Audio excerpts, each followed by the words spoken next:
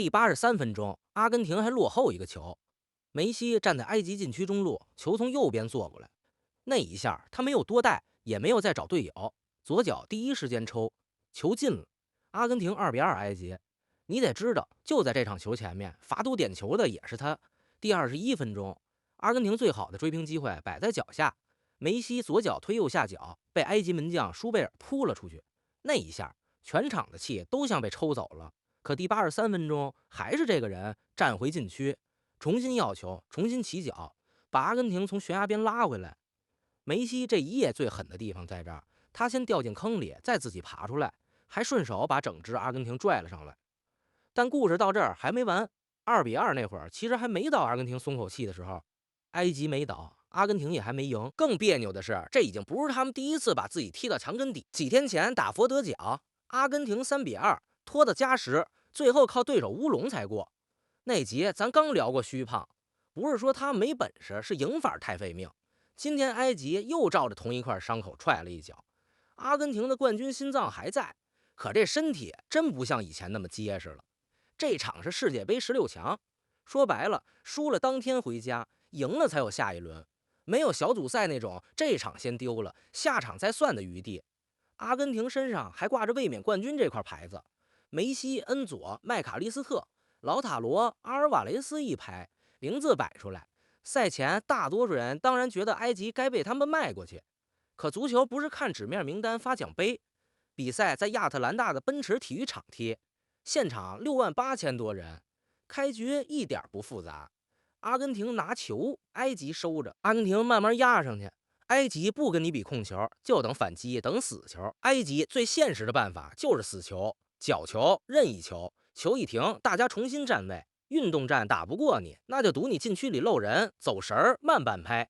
第15分鐘，埃及真等到了，埃及拿到角球，馬爾萬阿蒂亞把球送進禁區，阿根廷防線那一下沒貼住，亞希爾伊布拉辛搶到點，頭球往右下角一砸，埃及1-0領先阿根廷。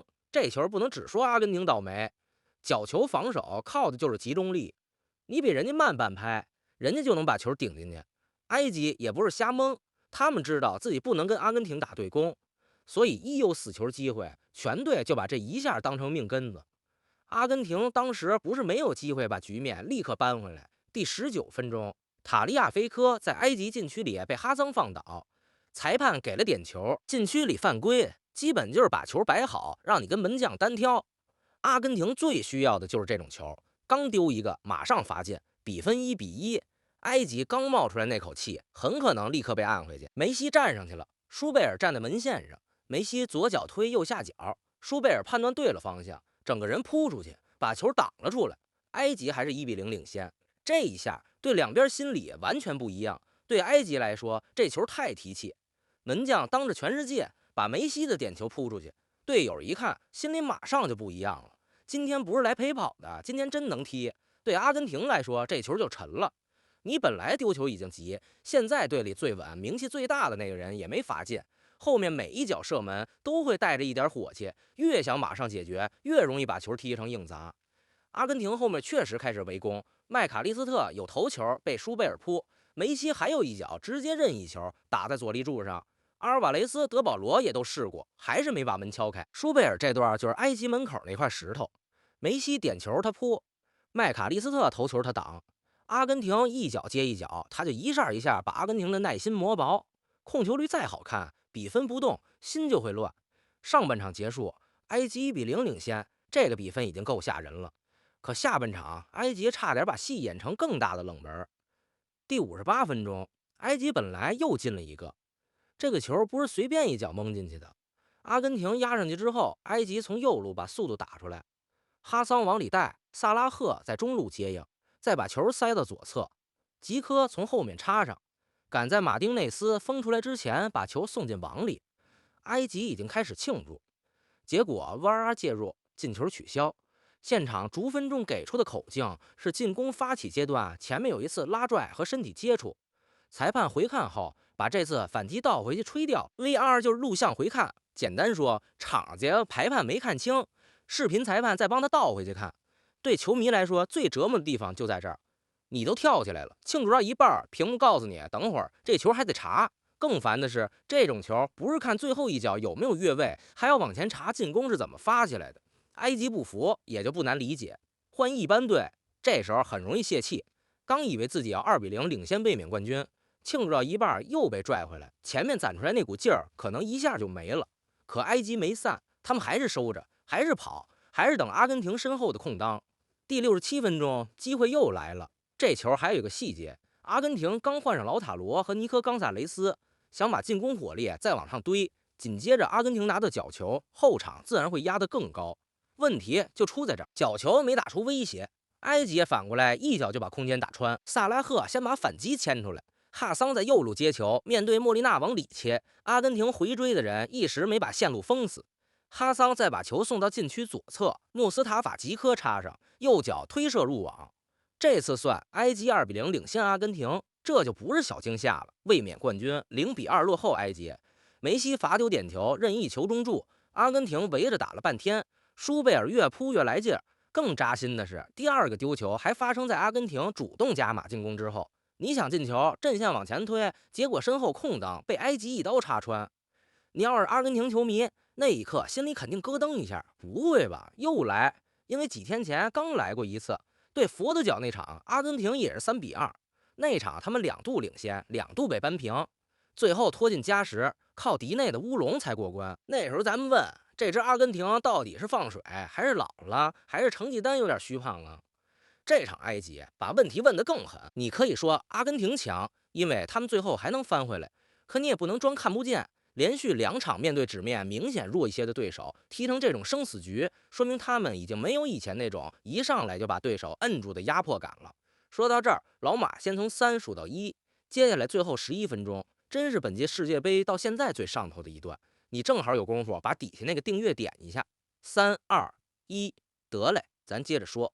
第77分鐘，埃及其實差點把比賽殺死，特雷澤蓋在一個很刁的角度起腳，球偏了。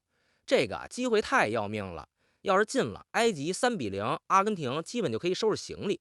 領先的時候沒補上的那一刀，當時看是可惜，往後看全是債。第79分鐘，債開始來了，阿根廷這次不是簡單往禁區裡瞎吊，蒙提爾剛上來不久，右路終於有了新的傳中點，梅西在右路拿球，他沒有硬拖，也沒有着急亂掄，抬頭看了一眼，把球弧線傳進禁區，羅梅羅從中路頂上來，身邊幾乎沒人貼死他，6碼附近頭球往右邊一砸，舒貝爾碰到了球，但沒能擋出去。阿根廷追回一個，埃及2-1領先。這球為什麼關鍵？因為2-0和2-1心理完全不一樣。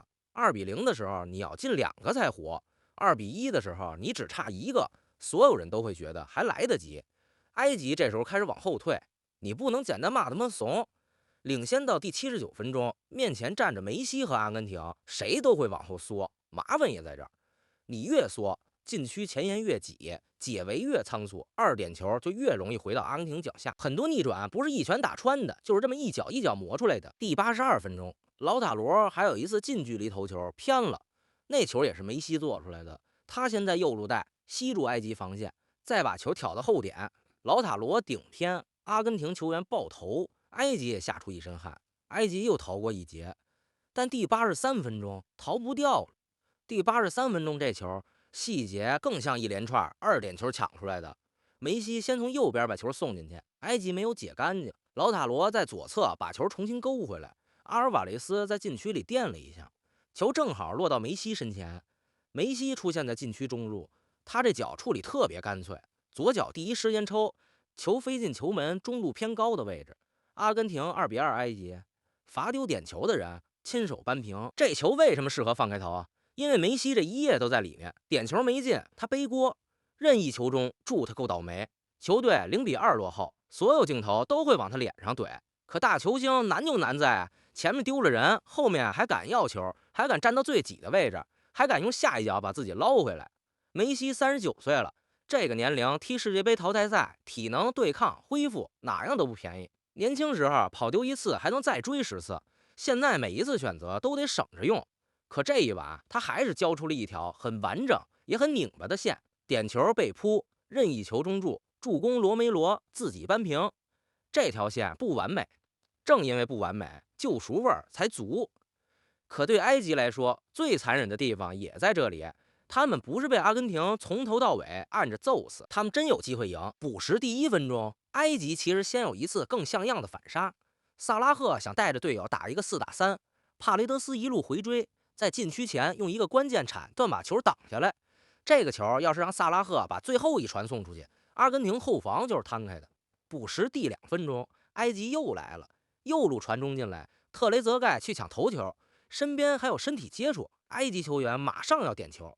那一下如果吹了，或者特雷澤蓋把球頂正，比分就可能变成埃及3比2。阿根廷刚刚扳平，马上又得掉下去。球没有进，裁判也没給点球，埃及還在抗議。阿根廷已經反過來打，阿爾瓦雷斯先把球分到右路，老塔羅快速推進，抬頭傳中到禁區中路，恩佐費爾南德斯衝上來，頭球頂進右下角。阿根廷3比2，埃及獨秒絕殺。從第79分鐘到補時第2分鐘，阿根廷連進3個，羅梅羅、梅西、恩佐，前面79分鐘怎麼都敲不開的門，最後11分鐘被他們硬生生踹開。你說這支隊弱吧？他們能在0比2落後，梅西罰丟點球的局面下翻回來。你說這支隊穩吧？他們又能讓埃及5腳射門，2腳射正，打進2個，還把自己逼到補時才救命。阿根廷現在別扭就別扭在這兒，強的不徹底，摔的也沒散架，身體開始發虛，心臟還特別硬。數據也能說明這個矛盾。全場阿根廷控球63.6%，射門19次，射正7次，角球6個；埃及控球36.4%，射門5次，射正2次，角球1個。數據擺出來，阿根廷確實佔着場面，可比分也夠打臉。埃及2腳射正全進了，阿根廷19腳射門，到了第79分鐘才真正把門撬開，機會質量也能看出問題。阿根廷不是沒把球送進危險區域，點球、任意球中柱、羅梅羅頭球、老塔羅近距離頭球、恩佐補時插上，全是大機會。問題是前79分鐘這些機會要麼被舒貝爾擋，要麼差一點偏。埃及反過來簡單的多，角球1個，反擊1個，2種打法擺在一起。阿根廷為什麼場面佔優，還踢得提心吊膽，就很清楚了。這球真不是一邊倒，這是阿根廷有能力也有毛病。他們有能力是因為關鍵球還真能打出來，梅西還在，恩佐能衝進禁區絕殺，羅梅羅能在中衛位置頂進救命球，老塔羅前面浪費機會，最後還能送出絕殺傳中。很多隊0比2落後就散了，阿根廷沒有散。很多球星罰丟點球後會躲，梅西沒有躲，這叫冠軍心臟。可毛病也擺在那兒，中場能控，但控不一定打穿；前場名氣大，但機會不一定一腳解決。後防有經驗，可對手一提速還是會露出縫。對佛的腳這樣，對埃及還是這樣。更要命的是，這倆對手還不是法國、西班牙、英格蘭那種頂級強度，所以誇阿根廷可以，誇梅西也必須誇。但你要是只看最後贏了，就直接喊他們又要奪冠，那就有點太樂觀了。淘汰賽越往後，對手越不會給你這麼多次死裡逃生的機會。今天特雷澤蓋頂偏了。今天舒貝爾撲了80分鐘之後還是沒守住，今天恩佐補時頂進了。下一場呢？再下一場呢？一支冠軍隊當然可以靠韌勁贏一場，可如果每一場都要靠最後10分鐘救命，那不是強大，那是危險。說回埃及，這場埃及真沒啥可丟人的。賽前他們也不是空喊口號，埃及那邊公開講過，不會只盯着梅西看，因為阿根廷有梅西，埃及也有薩拉赫。薩拉赫这場身體狀態不算完美。前一輪對澳大利亞就帶着腿筋小傷踢，可埃及的進攻還是繞不開他。第58分鐘那個被吹的反擊，第67分鐘真正打成2比0的反擊，薩拉赫都在中間把阿根廷防線牽了一下。他們現在上一輪贏澳大利亞，再來打阿根廷，能把衛冕冠軍逼到0比2，能讓梅西罰丟點球，能讓舒貝爾撲成門神，已經把自己的世界杯旅程踢得夠硬。舒貝爾是埃及最大的英雄，點球那一下，梅西打右下角，他撲得又準又狠。後面麥卡利斯特的頭球，阿根廷一波一波的射門，他一直在擋。羅梅羅那個頭球，他其實也碰到了，只是距離太近，力量太足，沒能擋出去。門將這個位置特別殘忍，你前面撲10個，最後丟3個，很多人只記得比分，可要是沒有他，埃及根本撐不到第79分鐘。易卜拉欣的頭球也夠硬。一個中衛在世界杯淘汰賽面對阿根廷，開場15分鐘搶點破門，這種球夠他記一輩子。吉科更是差一點變成埃及童話的主角。第58分鐘，那個反擊被 VAR 吹掉。第67分鐘，他又來一次，這回真進了。你能看出埃及的計劃，不跟阿根廷磨控球，不跟梅西比脚法，就等你压上來之後打身後，5腳射门，2腳射正，进2個，效率高的嚇人。還有特雷澤蓋這個名字對老球迷有點意思，和法國名宿特雷澤蓋同姓。可這一把他差點成為埃及的終結者。第77分鐘那腳如果進，比賽大概率就沒了。補時第2分鐘那個頭球如果進，阿根廷可能連慶祝2-2的功夫都没有。可偏偏都差一點。這種球最扎心的就是這3個字，差一點，差一點3-0，差一點3-2，差一點把卫冕冠軍送回家。可最後記在比分牌上的是阿根廷3-2埃及。淘汰赛就這麼冷，過程再感人，门将再神，計劃再對，最後比分少一個你就得回家。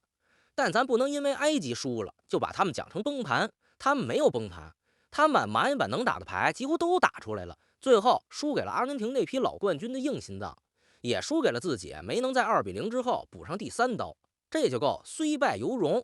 阿根廷後面才是真不好走，8強對手來自哥倫比亞和瑞士這條線，具體還得等官方對陣數最終確認。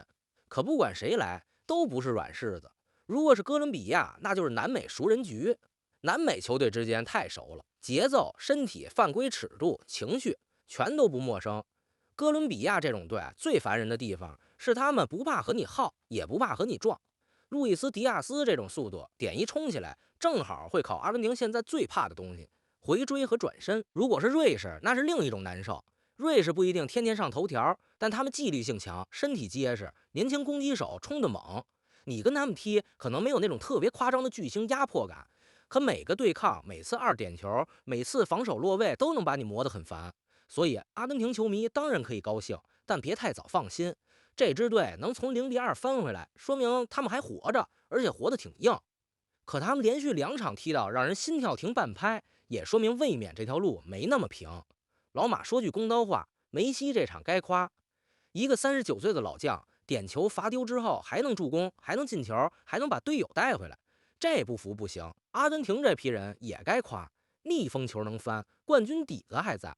但同樣公道的說，他們現在真沒有碾壓優勢了，佛得角讓他們難受。埃及差點把他們掀翻，再往後，誰都知道你慢熱，誰都知道你身後能打，誰都知道只要扛住前面，就有機會把比賽拖進最後10幾分鐘。阿根廷想走下去，每一步都得捏把汗。如果他們真能一路走到最後，那才是真本事。這場3-2，一邊是梅西的救贖，一邊是阿根廷的警報。贏了當然活着，可警報聲也是真的響了。覺得老馬這場給你講明白了，就順手點個訂閱。後面8強真碰上哥倫比亞或者瑞士，這支阿根廷還得繼續體檢。咱一場不落地接着看。我是第一次看球的老馬，咱們下一場見。